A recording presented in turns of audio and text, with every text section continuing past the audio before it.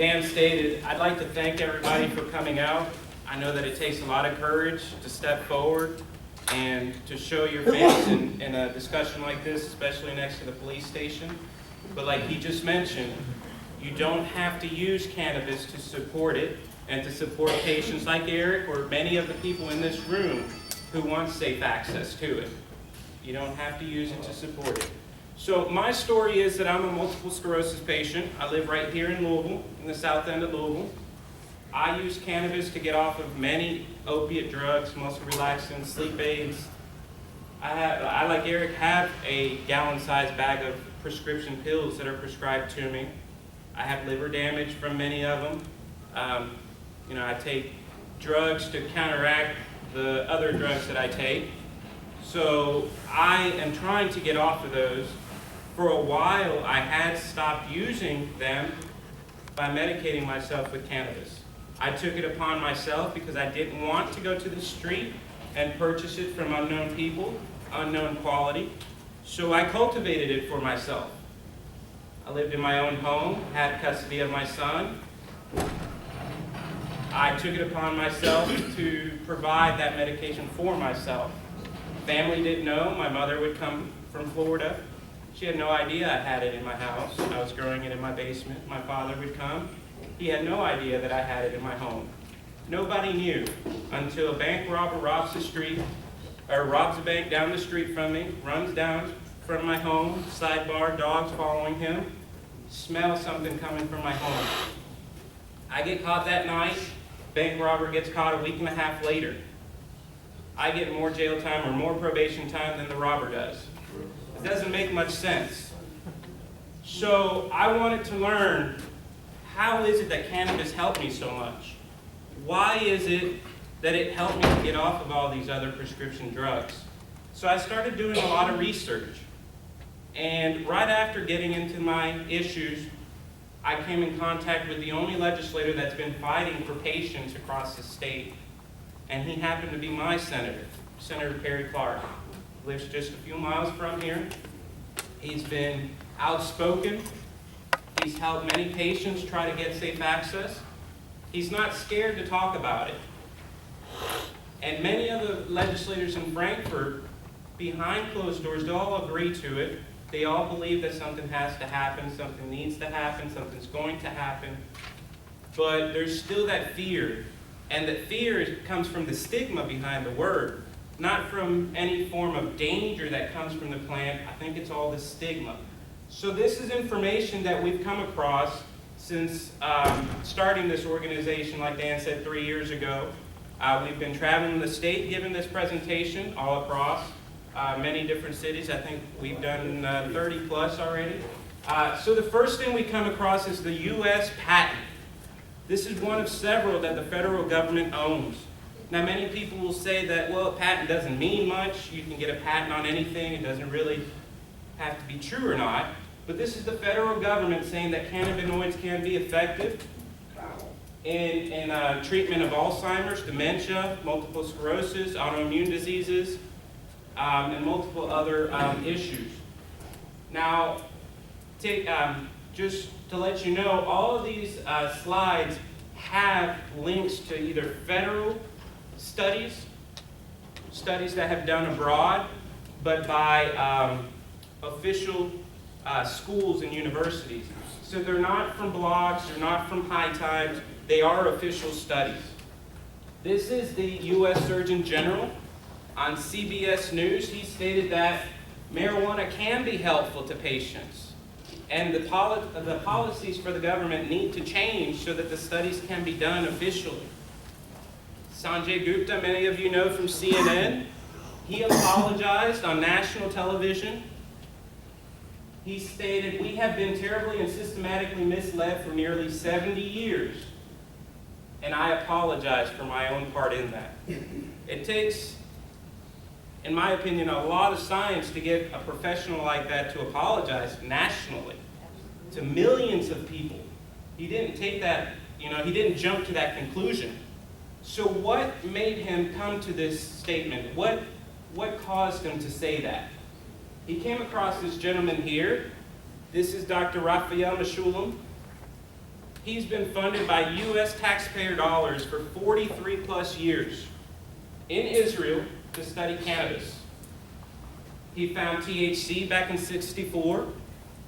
His team found the endocannabinoid system in '92. Every human being has an endocannabinoid system. Okay? We produce a chemical in our body that's much the same as cannabis. It's called an anandamide. In chemical structure, it looks pretty much the same as cannabis. And that is why when you ingest cannabis in any way, whether it's inhaled, eaten, through the skin, it functions in your human body because it connects to your endocannabinoid system. And they found that certain illness come from deficiencies in your endocannabinoid system. But interestingly enough, our medical schools don't teach about this. I've talked to many doctors here in Kentucky, and the newest doctors say that their medical schools are just now starting to touch on it. They don't go very much into detail.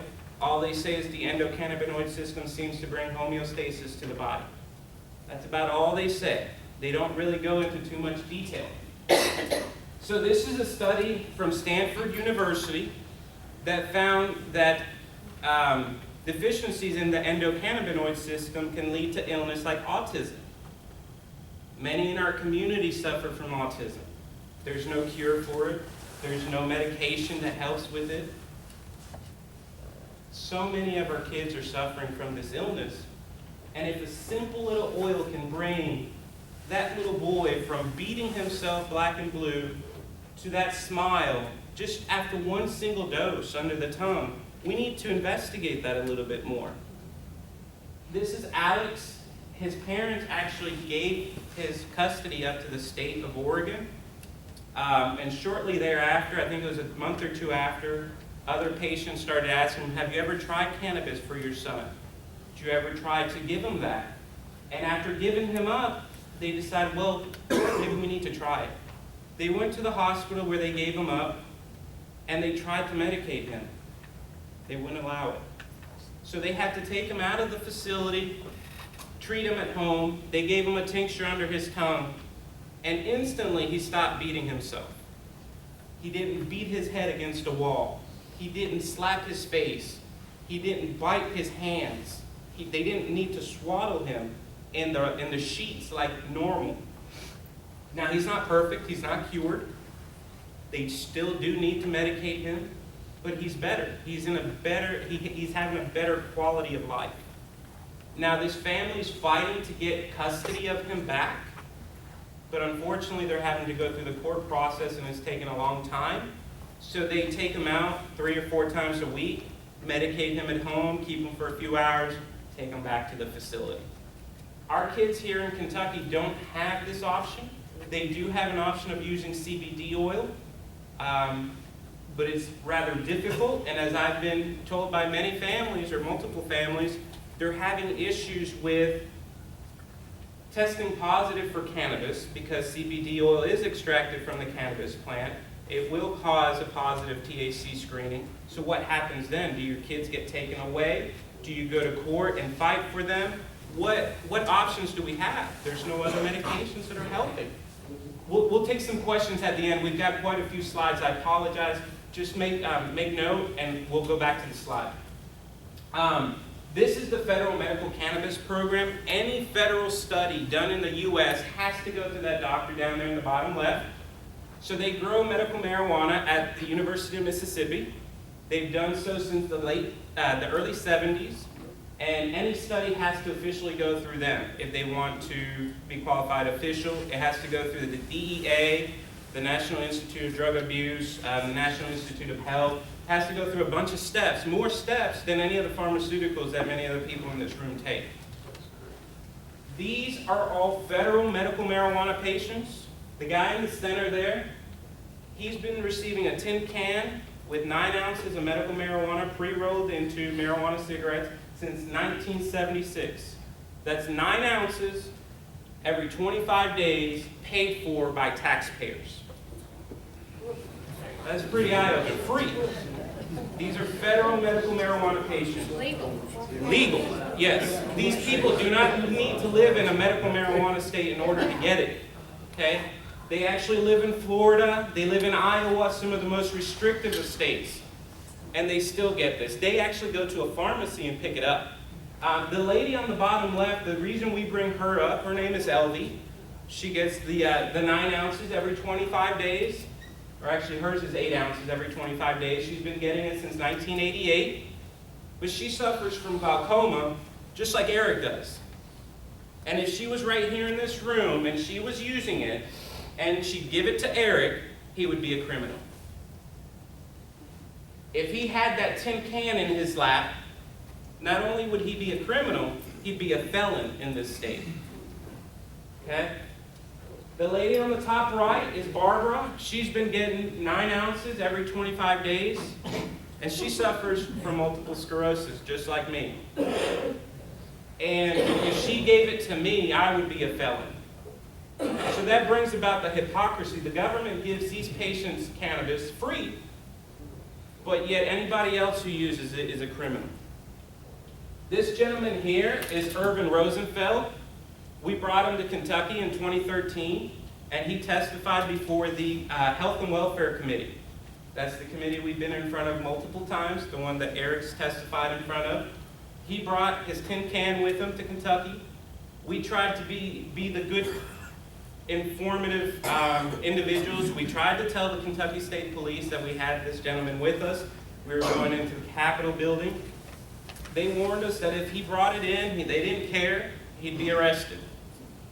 So instead of making a big spectacle, he brought in his daily allowance in his pocket, which would have been 10 marijuana cigarettes. He didn't bring in his full tin can. He left that back in the hotel room. So he comes in with his daily allowance, and he starts off by saying, how many of you in this committee are tax-paying citizens? Of course, they all raised their hands. He said, thank you for buying my marijuana since 1982. And they couldn't believe it. Their jaws dropped. That's the year I was born. Okay, so he's been getting medical marijuana since I was born. Legally, paid for by you and I. So his testimony, unfortunately, didn't bring much progress here in the state. So we've had to continue educating and moving forward. How does cannabis help glaucoma? How does it help Eric? The American Glaucoma Society said that it's definitely been demonstrated that cannabis helps lower the intraocular pressure in the eye. So the high pressure is what causes the glaucoma. That's what causes the pain in your eyes when you have glaucoma. His doctors have signed for it. They've actually said in his medical records that it would help him, that he would go blind without it. But unfortunately here in Kentucky we don't have a medical defense clause, so that won't help you much in court. So we have to fight through the legislative process in order to get this changed for patients like Eric or many other people in this room. How does it help neuropathy, which is what I suffer from, and many in this room maybe that suffer from, say, diabetes, the numbness and the tingling in your hands and feet. That's called neuropathy. This place right here is called the Center for Medical Cannabis Research. It's in California. Federally, they're funded by the medical cannabis industry in California. All of their studies are approved by the DEA. They get all their cannabis from the University of Mississippi, and they found that it can be effective in treating pain from multiple sclerosis, spinal cord injury, HIV, AIDS, and various other nervous conditions. So of course, when we explain this, say, well, nobody is going to approve of smoking anything. Well, we're not saying that you have to smoke it. But this gentleman right here studied it. He studied cannabis and smoking. Does it harm the lungs? His study actually had to be written to show negative effect, and he found the opposite. He found that it reduces your chances of getting lung cancer. He's a physician studying 5,000 plus patients for 30 plus years. It's not a fly-by-night doctor. It's not a study by just a few different little patients. This is 5,000 plus patients. No clear link to COPD. which you get from smoking cigarettes or so. But we're still fighting the stigma against it, okay? There's many other ways to use it, but it's effective to smoke. It's very easy to titrate. You can put it out right away. You know how quickly it hits you. You're in less pain. You let it go out. You're fine for a while. So what other ways are there to use it? There's edibles, which many of us know. Those are brownies, or you can make it into a butter and cook it into anything, really. Anything with a fatty substance. You can use tinctures, which is like Alex used, under the tongue. It's a liquid. You can vaporize it. You can make it into an oil, which many of you in this room know as Rick Simpson oil. That's the type of oil that they've studied to see if it cures certain types of cancers, which they have found that it kills gliomas and various other types of cancers. There's salves, there's raw juicing, there's transdermal patches, which they use for epileptic children. It's just a patch, just like the patch to stop smoking. There's suppositories that they're starting to use, people with rectal cancer, to right at the source, so it can be very effective in fighting rectal cancers. So what do we know about it? Are there any approved cannabis drugs? Many would say no, but these have approved since 1985. That's Marinol, and on the bottom right is Sesamet. They've both been approved by the FDA, but the thing is, the FDA only likes to study single molecules, so one molecule. So they studied THC, and they said that it was helpful in reducing nausea and vomiting from chemotherapy, okay? So both of these drugs were approved in 1985, but yet patients here in Kentucky still can't get it. I know that I went through chemotherapy for my disease. I asked for it. My physician was unwilling to give it to me. Why is that? He couldn't really give me a straight answer. He just said he wasn't willing to. Now, we've done these in multiple cities. Some patients have said that their doctors have prescribed it to them. Some say that their insurance did not cover it, so it was $2,000 a month. Some say that their insurance did cover it, but their copay was still $500 a month. So that's out of range for most of the patients who this would help. We wouldn't be able to afford $500 a month. And at that, most patients that use it say that it's not very effective. It's too strong, and it causes them to either go to sleep, and in some patients, it actually causes them to have nausea and vomiting, which is what it's supposed to get rid of. So it's not working for many of the patients. What do we have now? We have drugs that are being studied that are made out of cannabis. This is a drug called the Pedilex. Many of you may know it if you have pediatric patients, pediatric kids here in Louisville or maybe Lexington. This little girl down here on the bottom right is a Northern Kentucky patient with epilepsy. Her and her mom travel to Chicago once a month to get the Pedilex. She's maxed out on it, and it's not helping her. She's still having seizures. And the reason is, it's just CBD. It's only one of the molecules, because that's what the FDA likes to study, one molecule. It's not helping her, it's not helping all the patients, but it is helping some.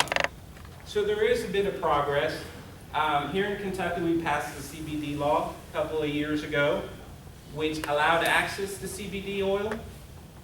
But the way that it was written, it's not functioning because the doctors cannot prescribe it to you. And the hospitals cannot dispense it to you. So with that said, the way that these patients are getting it now, the CBD oil is, they go to hemp farmers and they purchase CBD oil produced from hemp, which is legal here in Kentucky as of a few years ago. So there is some progress being made in the state. This is another experimental drug called Sativex, and it's a spray you put in your mouth. It's THC and CBD. Some patients say that it is effective. In Europe, it was approved for multiple sclerosis, but in the US, they're only studying it for cancer-related pain. This gentleman right here was a Louisville resident. His wife testified for us a few years ago in 2014, just before his passing. He had bone cancer. He was approved for the study. I was right there in the hospital room with him. And the day that he was supposed to start receiving the drug, they disqualified him. They said that he was in too much pain. How is it? It's a pain medication, but you're in too much pain to take it? It didn't make sense to me. I mean, I was heartbroken for him. He was in such severe pain. It was, I couldn't understand it for him. His wife testified for us and explained that it's time to move forward, to move past the stigma. We need to get it to patients right now. And he passed that summer. So what do we know about cannabis and cancer? What I didn't say with that previous slide with Rob was when he started, he actually started to use the cannabis oil illegally. He purchased it off the street. His doctor actually had more questions for him than he had for the doctor. And that was because his bones started growing back a bit. He had bone growth from the cannabis oil that he was taking. And the doctor couldn't believe it. It was irregular bone growth, so it was really bumpy and it looked weird, but the doctor couldn't believe that he had bone growth. So he just kept asking him questions, and how do you use it? How much do you use? Where do you get it? But of course, you know, he wasn't too forthcoming. I mean, he wasn't. So he told him he was using it, and that's about it. So this is the National Cancer Institute, federally funded. It says that it kills tumor cells while protecting healthy cells from death. It goes beyond helping people with nausea and vomiting. It does more than just treating the side effects of the chemotherapy. It kills the tumor cells according to them. That's federally funded. This is the National Institute of Health, which is also federally funded. It says that it can slow the growth of cancer cells in brain cancers. Those are gliomas and such. It can kill cancer cells and reduce the size of others. It increases the cancer-killing effects of radiation. Those are all federally funded institutions. So can cannabis help Alzheimer's? Many of our parents are starting to suffer from Alzheimer's and dementia. They found in studies with mice that it can reduce the plaques in the brain, which is what causes the Alzheimer's. It can slow the progression of the disease. And it helps some patients with Parkinson's or dementia actually become less rigid. So they can walk a little bit easier, they can move a little bit easier. They have a better quality of life. That's what it's about. It's about quality of life. So is cannabis dangerous? Are there any deaths from it? I've never heard of one. This is all information from the FDA. According to them, one person every 19 minutes dies from a pharmaceutical. All these drugs on the right are deaths yearly, attributed to many of the drugs many of the people in this room probably take. Neurontin, Wellbutrin, Ritalin, Viagra, 2,200 people a year from Viagra. Alcohol, 88,000 people a year. Cigarettes, 480,000 a year. The slide on the left is how many calls are made to poison control. Most of them up there, the highest one is ibuprofen. Over the counter. Tylenol. Aspirin kills 400 people a year. How many has cannabis killed? Zero. Zero since the FDA has been around. Never has there been a death attributed solely to cannabis. And that's directly from the FDA information. They compared cannabis to 17 different drugs. Those 17 drugs killed over 10,000 people. Cannabis, zero. So what are the side effects? Well, there could be some side effects from using it. There's side effects from using everything. If you smoke it, it might irritate your airway a bit. It might cause you to have some phlegm or some coughing. But like we mentioned, you don't have to use it that way. It's effective, but you don't have to use it that way. Now, it can cause lower blood pressure in people. Well, that can be a positive side effect, or it could be a negative side effect if you have low blood pressure. It can reduce muscle spasms, which is actually a positive benefit. There's really, the negatives are possibly having emphysema. There you go. Anxiety attack. for some people. They may have anxiety attack. But most of that is attributed to not knowing what you're ingesting. That's why it's important to know what you're using. Because if it has too much THC, it may cause you to have some anxiety. So, can it treat PTSD? This is a federal study. We brought this doctor right here on the top right. Her name is Dr. Sicily. She testified in Frankfurt on 2014 before the General Assembly and the Health and Welfare Committee, and they actually passed our bill out of that committee. It was then recommitted and never heard of again. So her study received $2 million grant, and it's to study veterans with PTSD, combat veterans. This gentleman down there in the bottom left is Greasy Belcher, Danny Greasy Belcher. He's a Vietnam veteran from Kentucky. He was a tunnel rat suffering from PTSD. He actually testified that when he wakes up in the middle of the night with body parts flying in front of him, his comrades being blown up next to him, the enemy hanging from the tree, he goes to the kitchen, he becomes a criminal because he's using cannabis, and he goes right back to sleep to wake up the next morning and go back to work. Yes, he becomes a criminal because he's using the plant. But that's what helps him cope with all of these horrors of war. Right now we have over 22 veterans a day that are committing suicide. About one Kentuckian every 3 days committing suicide. If this plant can reduce that, why do they not have an option of using it? It's just a plant. It's never caused a death. Can it be an exit drug? Right now, here in Kentucky, many of us have had a family member, friend who have died from an overdose, from Oxycontin, or from Percocets or something like that.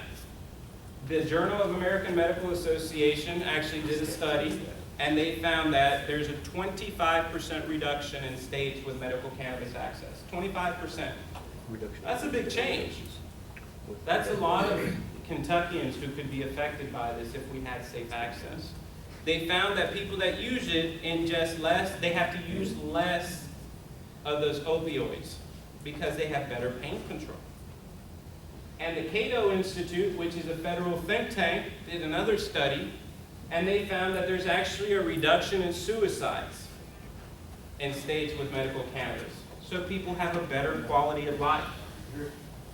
So right now, are the prohibitive laws working to keep cannabis or marijuana away from our children? Because that's always where the fight goes. The argument always goes to our children getting marijuana in their hands. We don't want to make it to where kids get marijuana any easier. Well, Kentucky kids right now will say it's easier to get marijuana than it is to get alcohol or cigarettes. Well, if you think about it, it's unregulated. You can find it anywhere you go. They find it easier than alcohol or cigarettes. Now, it doesn't mean that they use it more than alcohol or cigarettes. It just means that they find it easier because it's unregulated. So now we're to the point of what can we do to get this for patients across the state? And that's where Dan's going to come in, and he's going to give his experience of how we can help to get this passed for patients. So we'll take some questions here in just a minute, and that concludes my portion of it. So I appreciate you guys hanging in there. I know it's a long presentation. There's a lot of information, and we only gave a small portion of it. So thank you guys.